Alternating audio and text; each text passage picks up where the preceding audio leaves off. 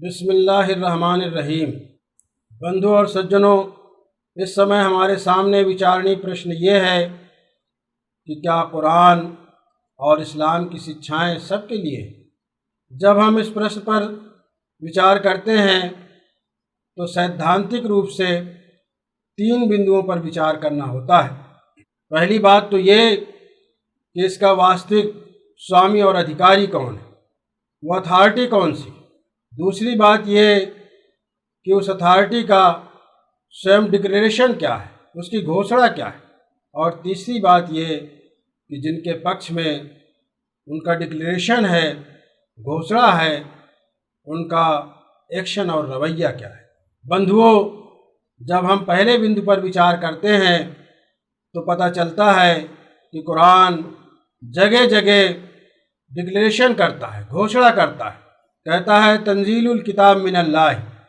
ये वो किताब है, ये वो शिक्षाएं हैं, ये वो ज्ञान है जिसकी प्रकाशना अल्लाह की ओर से हुई है, ईश्वर की ओर से हुई है। अर्थात अल्लाह ही इसका स्वामी है।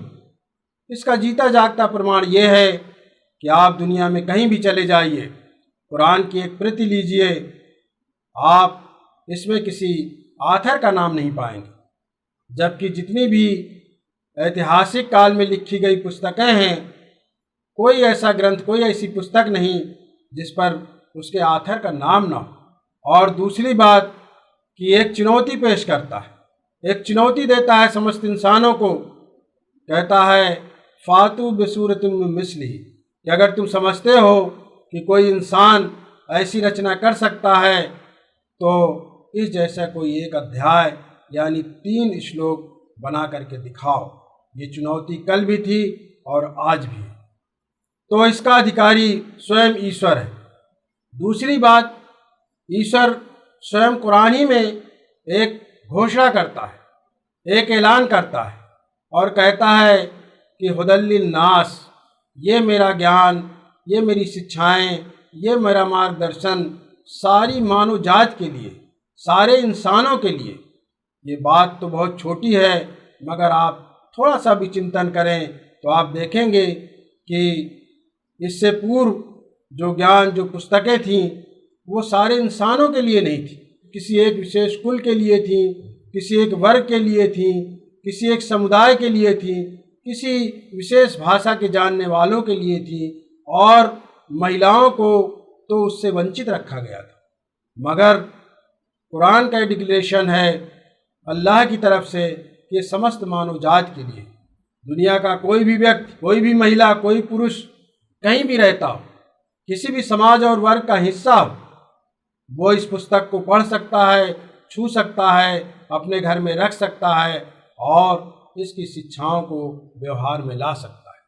तीसरी बात, तीसरे बिंदु पर जब हम विचार करते हैं तो हम देखते हैं कि कुरान के अवतरण से ही लोगों ने इसकी शिक्षाओं पर विचार किया और बहुत से लोगों ने कुरान को अपने जीवन में ढाला, उसके अनुयायी बने, उनके मार्गदर्शन पर चले।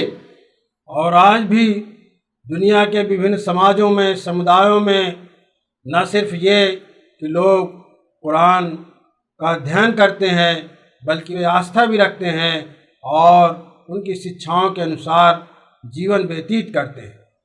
तो इन 3 बिंदुओं पर विचार करने से पता चलता है कि जो अधिकारी है ईश्वर, उसने स्वयं इंसानों के लिए इसकी प्रकाशना की है और इंसानों ने इसे स्वीकार कर लिया है। इस तरह हम वैचारिक रूप से और सैद्धांतिक रूप से, तार्किक रूप से कह सकते हैं कि ये कुरान और इसकी शिक्षाएं समस्त मानव जाति के लिए हैं और समस्त मानव जाति को इस पर विचार करना चाहिए और अगर उसका जी चाहे तो उसे व्यवहार में लाना चाहिए।